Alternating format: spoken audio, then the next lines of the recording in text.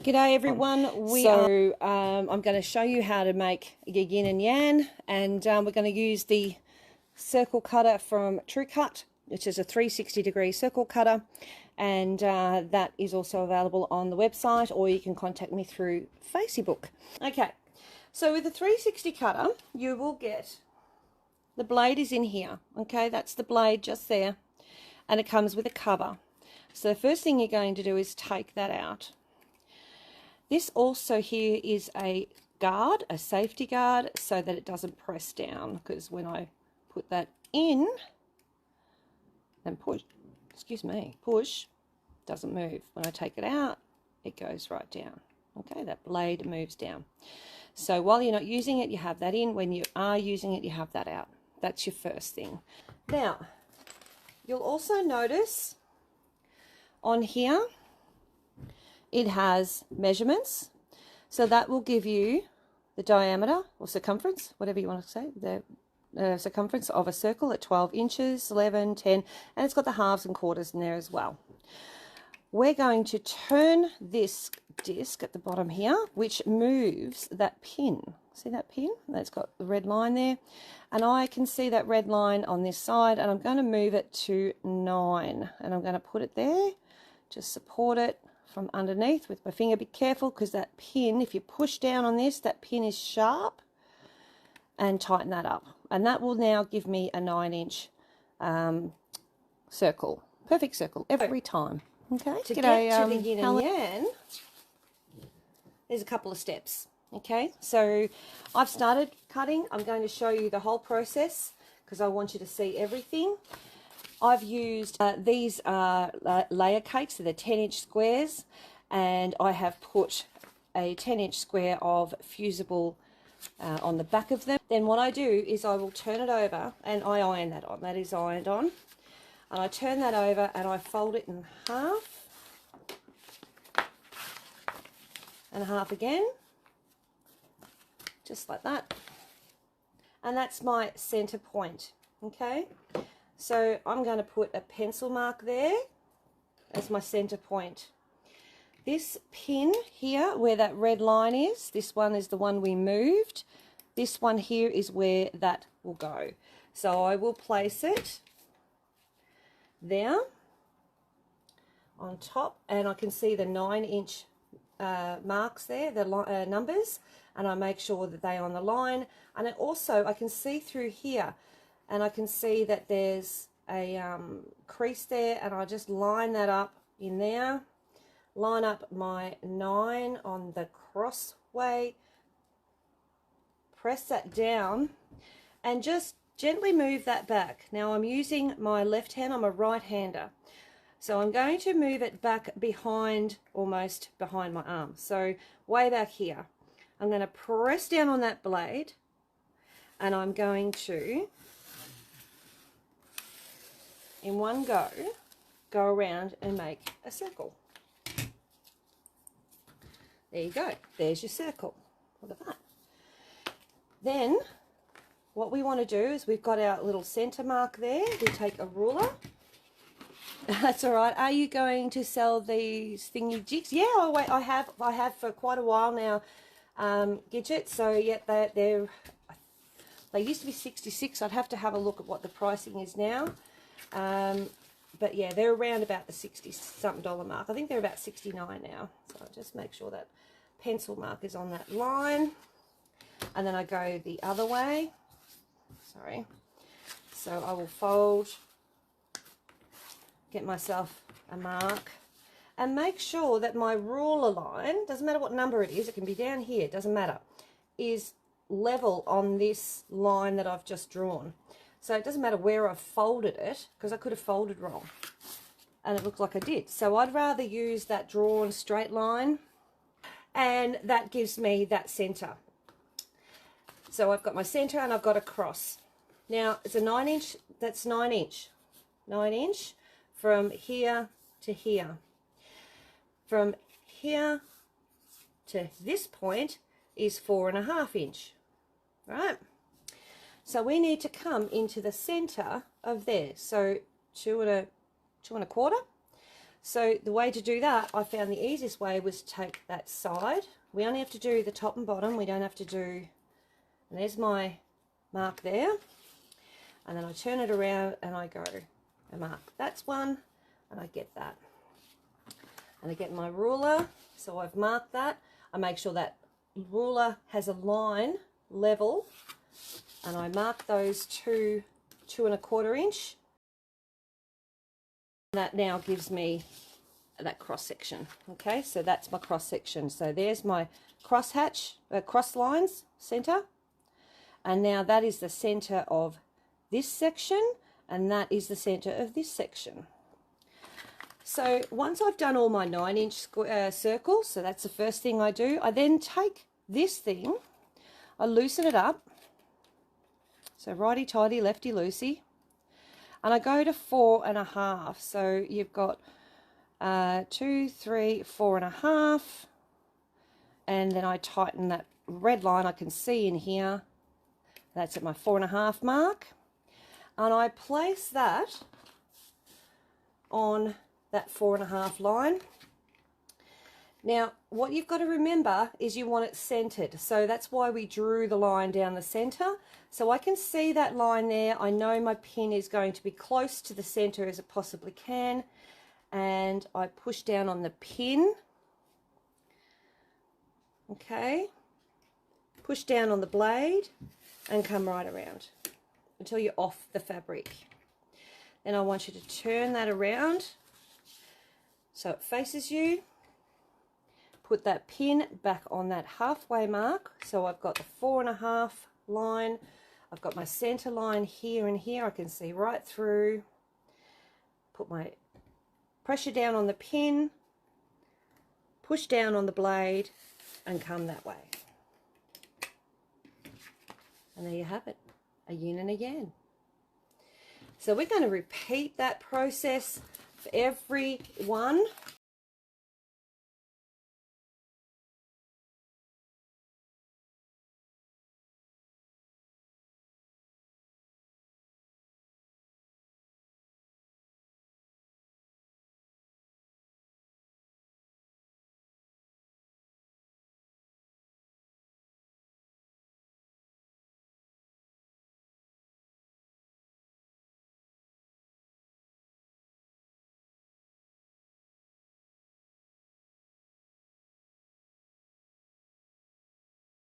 Turn it. So 4½, 4½. So what I've done is I've cut 12-inch blocks. So I've got 12-inch blocks of black, and these yin and yangs are going to go on that. So that there.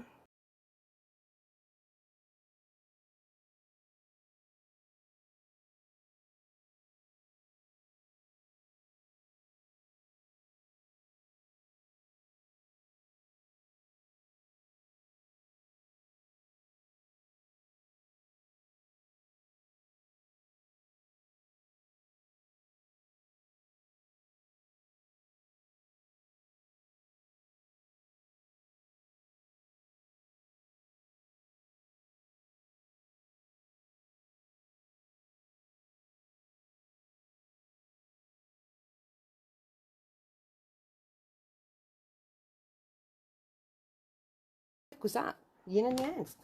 Now all I need to do is figure out how I'm going to lay them out. So I would get my colours, and their puppies are making lots of noise, sorry, can't do much about it, they don't listen to shush.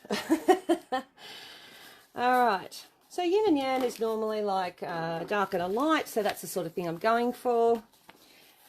So I'll just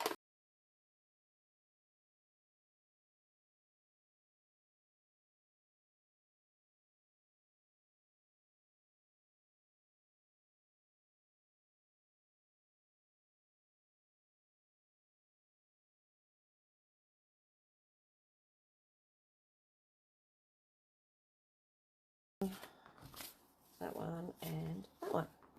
All right, that's my yin and yangs. Now we need to pop them aside. Now I have 12 blocks, 12-inch squares. I have, believe it or not, pressed them. I'm going to take that out. I am going to need my mat and my iron. So that one there. So first one, you can grab a pin or a sharp pair of scissors. Oh, I'm just reaching for a pin. Score the back. Grab the other one and score the back. Now, get your bit of black, and we're going to find a center, roughly, because it's not quite square, but it's square enough. There. Okay, so I know my center's here. I've got a center dot here. Okay, and that's going to be where I'm going to place it either side, but giving them a bit of gap. Now I want to measure my gap. Okay, so I'm going to need that center there to be 1/2 inch apart, and that will make the others sit out. And I'm just making sure that the tip of these go over around about thickness 1/2 inch or more, just over, and that's where they're going to sit. So first things first, I take the paper off the fusible.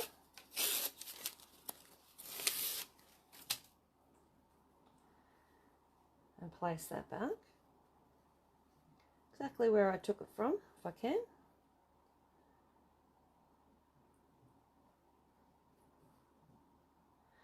And then I get the other one, take the fusible and do the same thing. Center. This one's a little bit wider on that side because it's cut roughly. It should be back here somewhere, so it was just roughly cut. So as long as I've given myself a good 1/2 inch, which is 3/4 of an inch from the side, I'm good to go. Get your iron straight down.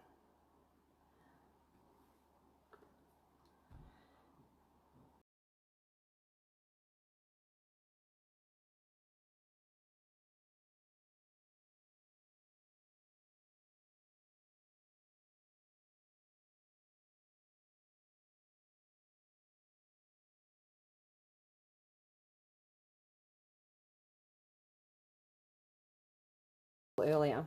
So that's one ready to go. We're just going to repeat that process.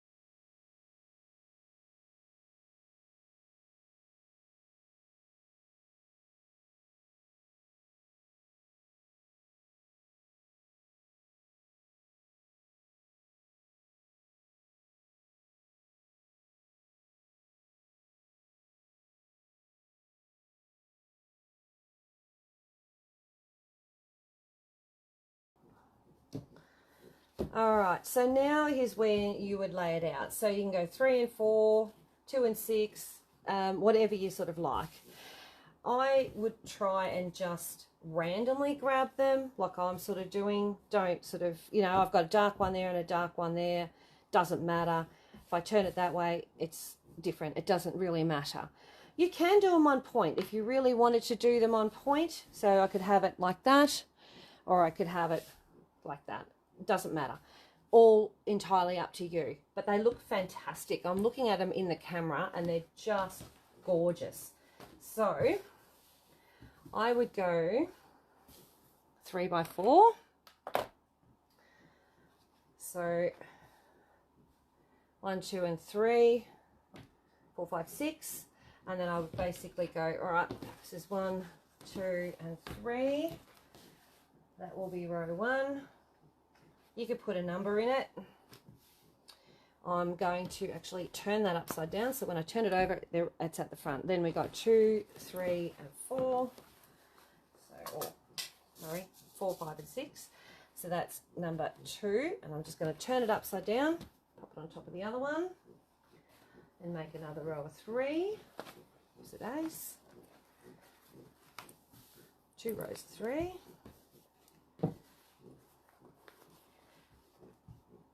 And fantastic. So 1, 2 and 3. I'm not fluffing around with making sure 2 colours aren't in the same row. It's not really bothering me. That one, and then 1, 2, 3, and that is the 4th row. Okay, so that is the way they're going to go. First, before I do anything at all, I'm going to take row 1, and I'm going to take the first one. You can put a chalk mark in it and go number 1, 2 and 3, so on and so forth. I'm going to take the first one, and we're going to stitch around these. Now, when you're stitching around any kind of applique, it needs to have a stabilizer. Sorry, wrong way again, Michelle. All right, so if you don't have a stabilizer behind it, you're going to have issues. So you can use wadding and do the quilt as you go method. You could actually use Palin. You can use a 2-way tearaway, which is probably what I'll go for. So there's so many things you can use. You can use an interfacing. It has to have something, or it's going to pull all that in. Okay, so I'm going to grab my tearaway. Okay, and I will get my tearaway. And I will place it behind that out there, and I'll pop a pin in here,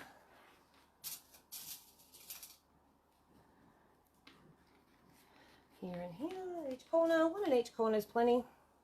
It's just to hold it. You can cut with a blade if you like. I'm just going to use scissors because pretty much tears as you go, and then I put it behind that one, and I'll repeat that for each and every one.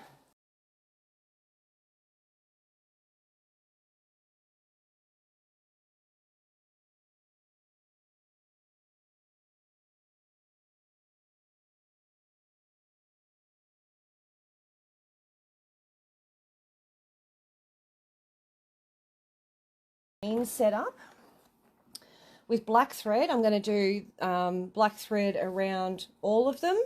The stitch is just a 2.4. Feed dogs are up because I'm not doing free motion on my where my needle is in the center, and my foot is about there. So where the edge of the fabric is, I've got it around about there, right on that edge of that little curve. So I'm going to try and keep it as close to that as I possibly can. So I'm going to do just a knot, and then I'm going to start. Now the idea with this is to go reasonably slow. The thread I'm using is a Rasant thread, and I'm just going to slowly feed that around.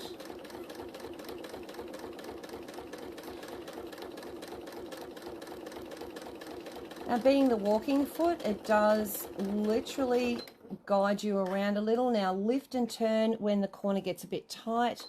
Do a couple of stitches, lift and turn, Now with the walking foot, you can actually quilt all your quilts with a walking foot, and any kind of corner you can literally just lift and turn. There's nothing stopping you from doing that and quilting your own quilts. But we'll just go around.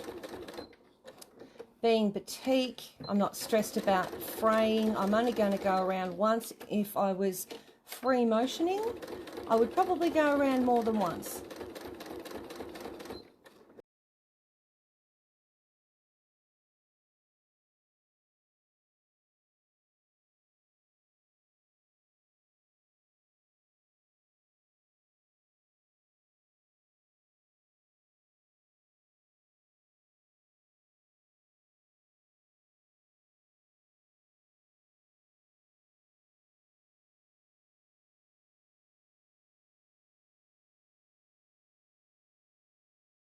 Okay, so that's one done. You can hardly see it because it's black on black pretty much. And you can see I came off there, just came off there. If I turn it over, you can see came in a little bit too tight, so I had to come back and do that second run. Okay, now let's do the next one. And we're going to repeat this process for each and every one of these. All right, the white will be easy.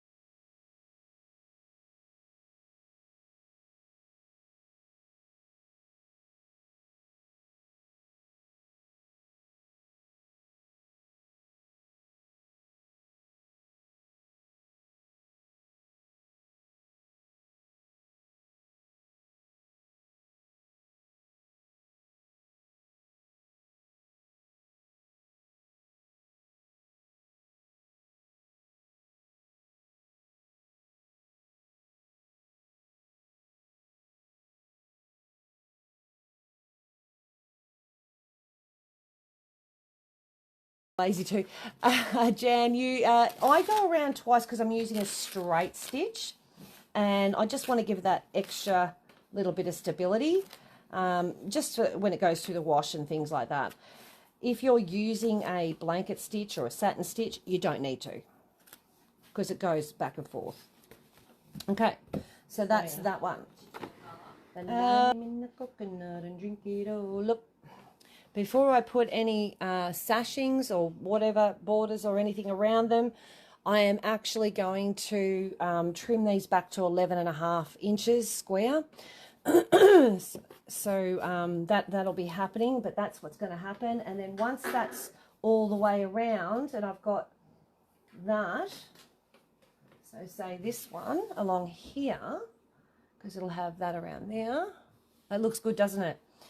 I'm going to put this one there as the border around the outside.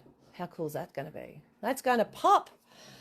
All right, so that's what we're going to do. I'm going to go and finish the rest of these blocks off camera. That will make your block stand out. Yeah, it will. Yep, absolutely. And these are 2-inch strips, FYI. So they'll end up being 1.5 inch. Looks good, doesn't it, Bryony? The 1.5 inch finished, which will be nice. This one here I have cut at 5 inches. Yes, 5 inches.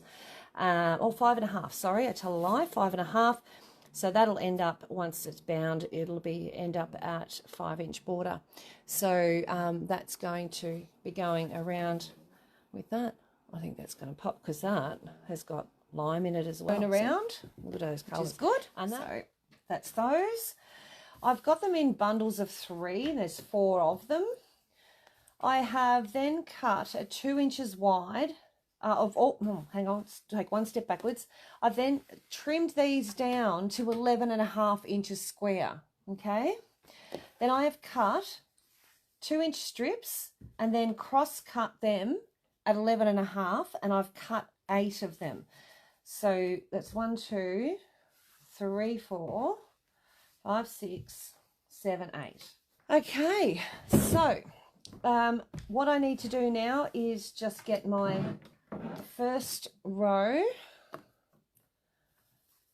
Okay, now you can clip or use pins. I have both here. Pins are clips are a lot easier for me.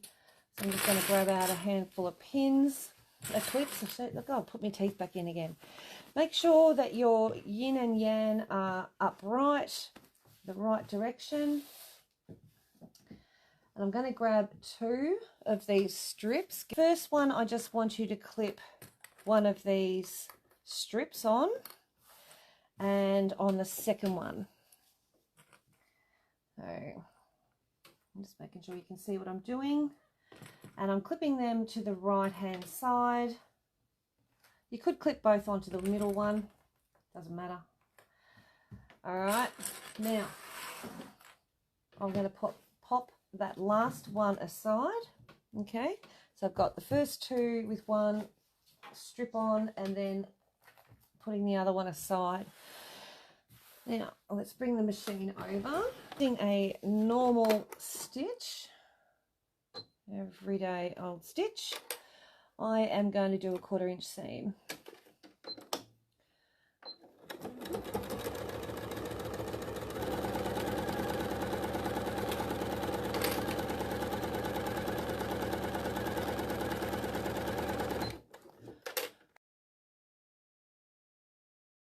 Now, all right, so I'm going to flip number 2 over onto number 3. Number 1. Geez, I tell you, Michelle, put your teeth in and just put the clip there, there, and there. Then I'm going to open that out and get the last one and pop that on there, on top, and just put my 3 little clips in. Just making sure that I want my blocks to line up more, so I can trim off a little bit of my sashing if need be, but I do want my blocks to line up. So now I'm going to sew this one and this one. All right.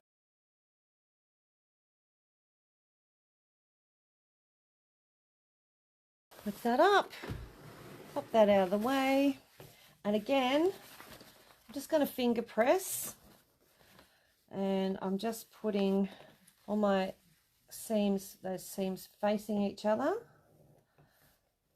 and just finger press down there. If you've got the little roller, you could do that as well. So my seams are facing inwards. You can do them all one direction if you like. I just doing it that way for this. And that is row number 1, all done, and they're all upright, which is great. Okay, I hope you can see that. There we go. So that's number 1, so we can pop that aside.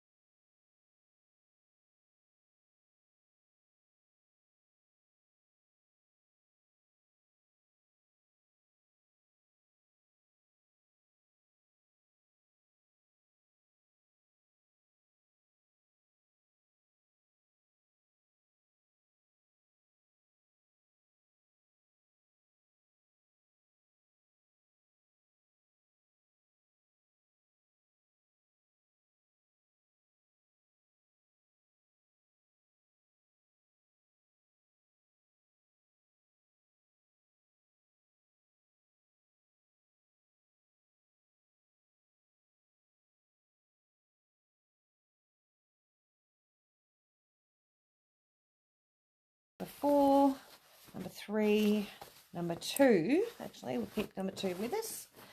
So that's number 2 and that's number 1. Now,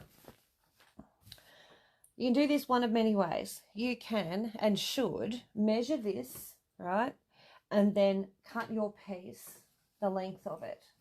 And that piece is your sashing.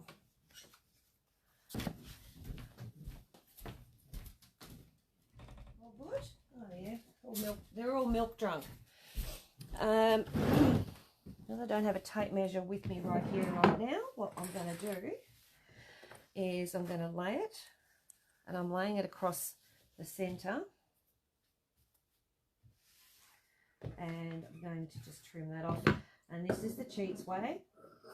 But what you'll notice is I am not leaving it all on. So there's a reason for that. If I leave it all on, I'll end up stretching it. I want it to be the same size.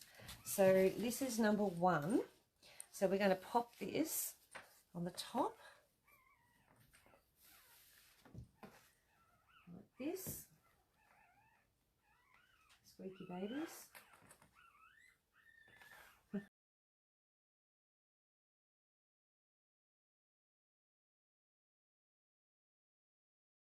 Thing. I might need to cut some more of these strips.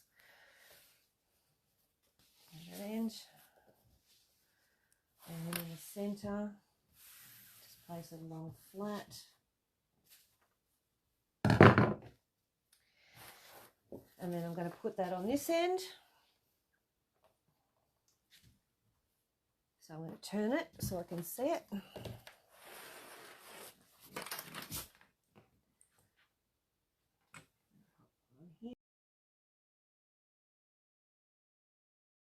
So that is number 1.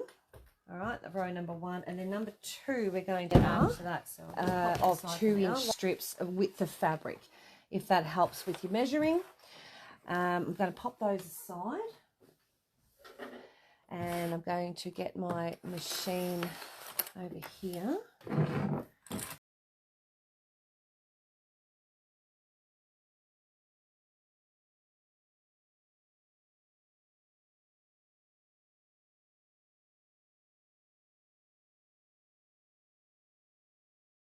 Finger press. So just start at one side and just do a little section at a time. Don't try and start all the way at the top. I start at the bottom and I work my way up. Work my way up.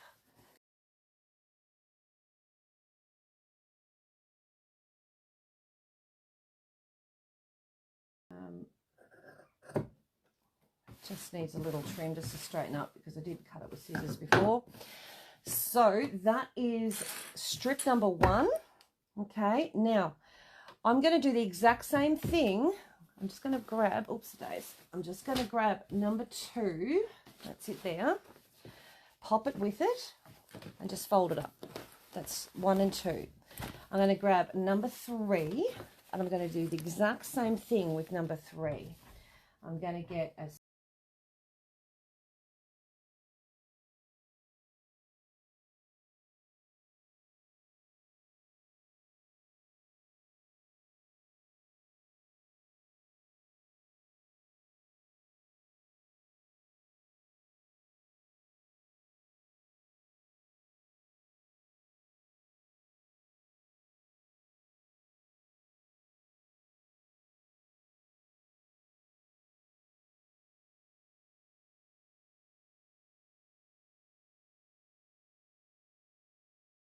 But yeah, all right, so that's 3 and number 4. So what I'm going to do now is I'm going to grab number 1 and 2. So the idea is to try and line these up. Okay, you can use pins at this point or you can wing it. What I'm going to do is grab row number 2 and I'm going to flip it over. I'm going to turn it around. And the first thing I'm going to do is I'm going to lay that on top of there. So this is my underneath one, number 1. This is number 2. And I'm just laying that on top, just like that. And I'm going to slide that there. I'm going to clip that in place. Go over to the next one. And again, line up that border from bottom one to the top one. And just hold that, lift this up, and just make it meet. That one needs a trim. It's got hairy bits. I've got to get rid of the hairy bits. There we go. And make those meet, just like that. So I'm bringing the bottom one to the top one, and then I'm just going to grab that in between. And that is that one. Then we're going to repeat this process for the number 3 and 4. So just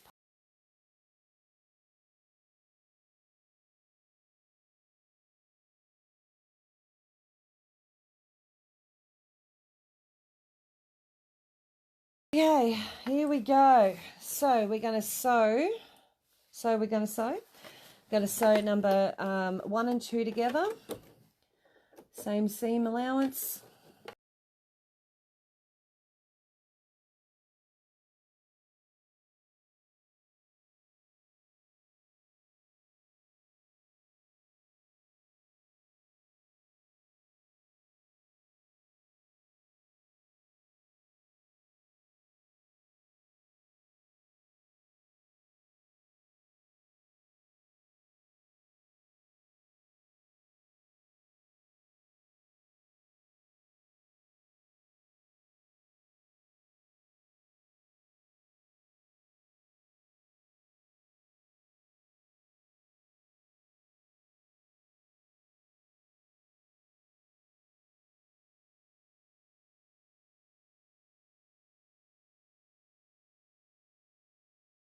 All right, so here we go. I'm going to throw this over.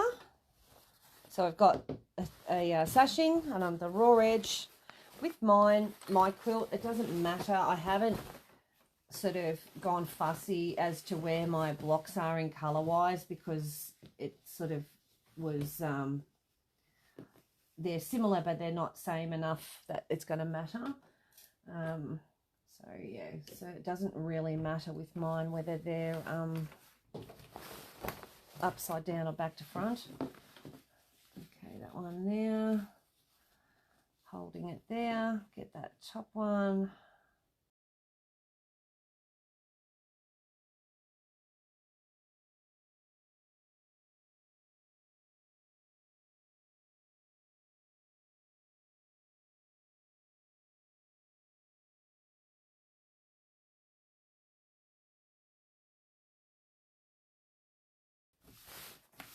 That looks really cool. I'm enjoying this. All right, so we need one more strip flow. So I thought I'll do 12 blocks. I'll do sashing in between, and then I'll do a bigger border so it frames the whole thing, and that bigger border's got some nice bright colours in it.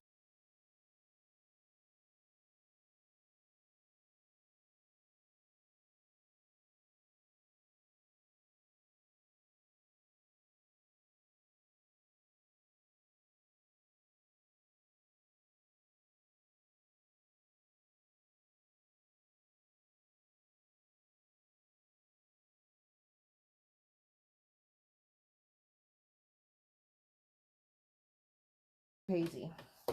All right, so now my sides. The sides are going to be longer because it's got one extra. So it's not 3, it's 4 down. So this is not going to be long enough, one piece of this, so we're going to need to join it together. Now I do have some smaller offcuts there, which I'm happy to use.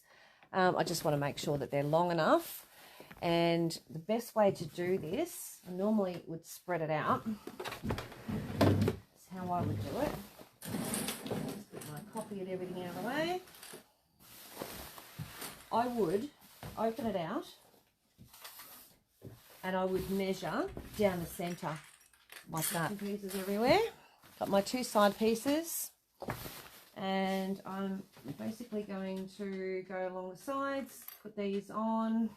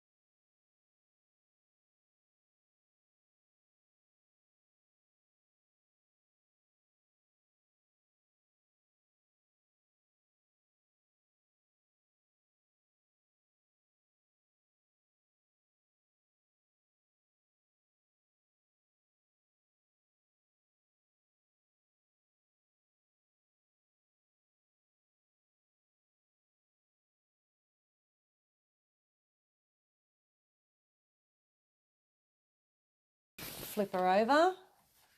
So you got that on the fold, like that. And this is the cheats method. The real method is to measure with a measuring tape. Okay, so guess what I'm doing?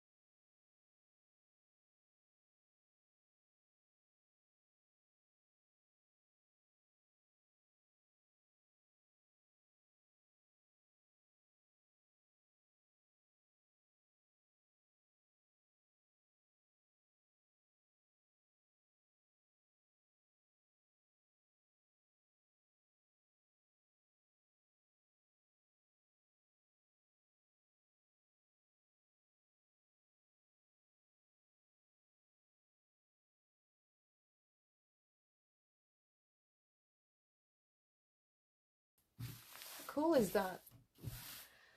That is really, really cool. It's a nice one. So yeah, there you go. Oh, there you go, baby. That turned out really, really nice.